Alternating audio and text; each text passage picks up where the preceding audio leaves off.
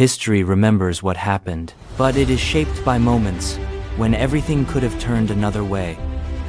A decision, a journey, a single moment. This is where we explore them. When history turned. I was thinking about calling a friend in Berlin and asking if she wanted to meet for coffee.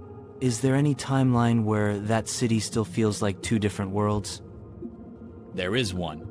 Imagine a woman who wakes in a flat on the riverbank and makes coffee from a kettle stamped with a state emblem. She crosses a checkpoint every morning as a matter of habit. A permit scanned, a brief conversation, a stamp. The tram she takes stops at a gate where a different network begins. On one bank, people use a currency tied to markets abroad. On the other, they use a currency managed by the state. 2 radio schedules, 2 sports leagues, 2 film calendars. Daily life is shaped by parallel systems, not by a single integrated market. She works for a cooperative that supplies parts to a transnational chain under restrictive export licenses. Her sister runs a small stall that sells handicrafts to cross-river visitors under a daily quota. Streaming exists, but many films require state approval. When an international director visits, there is a press corridor that separates the two audiences. Schools exchange delegations sometimes, but passports and permissions make exchange episodic, not casual. This is a present that looks modern, but carries institutional borders in every routine. That paints a vivid picture. Who controls the checkpoints? And how long has this pattern persisted? Is the separation a remnant frozen from the past? Or has it evolved into something new?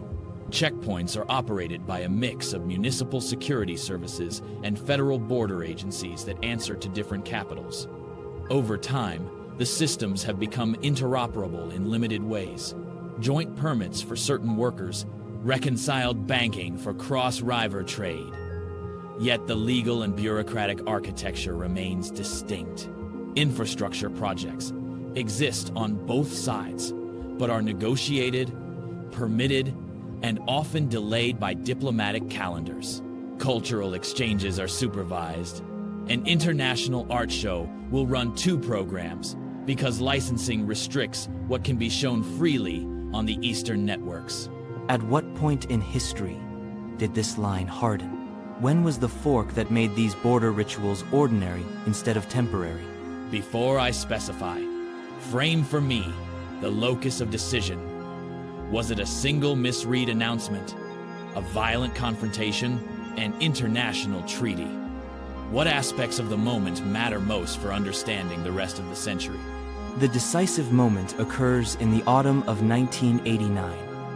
In our timeline, there was a breakdown in official communication that led to immediate and peaceful openings. In this alternate line, the communication is controlled, and the leadership chooses containment. A press statement that, in another timeline, read as a relaxation of travel rules, is reformulated, clarified, and reinforced by orders. Troops are instructed to hold lines, border authorities receive clear standing orders, and emergency legislation is enacted to criminalize unauthorized crossings. Protests swell, but the security apparatus uses non-lethal force and targeted detentions to disperse crowds.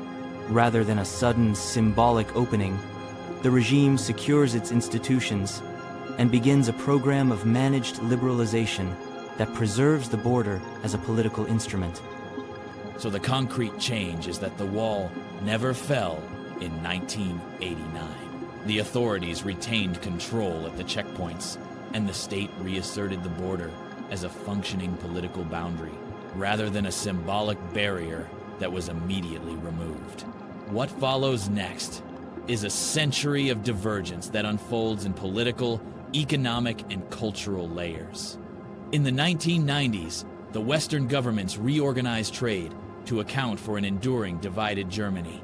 Sanctions and targeted partnerships coexist with corridor agreements that allow specific goods and people for work. Western investment in the Eastern Bank is cautious, tied to conditional permits, and often routed through neutral third countries. Eastern industry modernizes selectively under state direction and through joint ventures with friendly partners. This produces steady manufacturing but limited consumer variety compared with a full market integration. That explains the daily checkpoints and split media. And socially? Social fabrics adapt. Education produces parallel curricula. One side emphasizes civic participation within a managed framework. The other emphasizes market skills and transnational mobility. Migration flows are constrained. Skilled workers rotate on permits.